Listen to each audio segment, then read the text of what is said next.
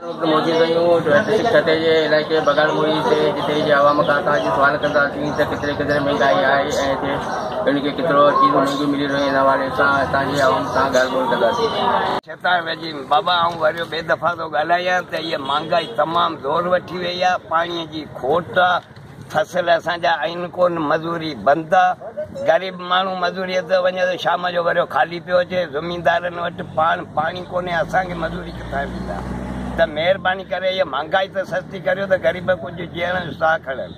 जे न त असीं रोड बंदि कंदासीं, हिते बगाड़मोरीअ ते हड़ताल कंदासीं ऐं इहा महांगाई घटायो। वज़ीर आला खे अपील आहे त रुॻो तूं ठॾियूं कहाणियूं न ॿुधा असांखे, तूं बि इमरान ख़ान न थी।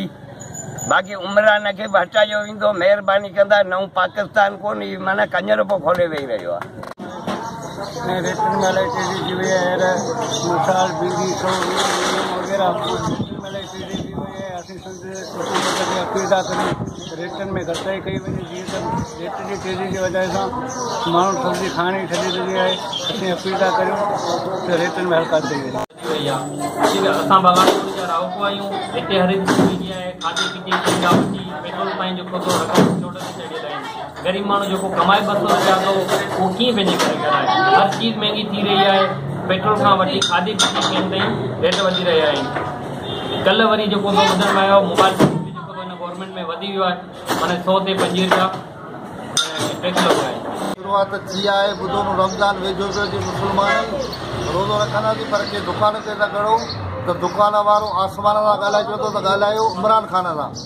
इमरान ख़ान त जेको चीन जे दौरनि ते आहे, अलाह जी महिरबानी आहे, पैसो गवर्नमेंट जो पियो ख़र्च करे, असांखे पवंदो करे, पर असांजी आवाम जी तबाही पई थिए ऐं हालत माशी हालत तबाह थी चुकी आहे। 156 रुपयनि ते डॉलर पहुतो आहे, माशी हालत ख़तम थी चुकी आहे। हाणे महिरबानी करे त कुझु सस्ताई कजे, ग़रीब आवाम खे रिलीफ ॾिनो वञे। चढ़ी वई आहे असांजी हिन महांगाई दौर में ग़रीब लाइ जीअण ई जंजाल आहे। एतिरी त महांगाई थी वई आहे जो ग़रीब तरीन थींदो वञे, अमीर थी वेंदो वञे।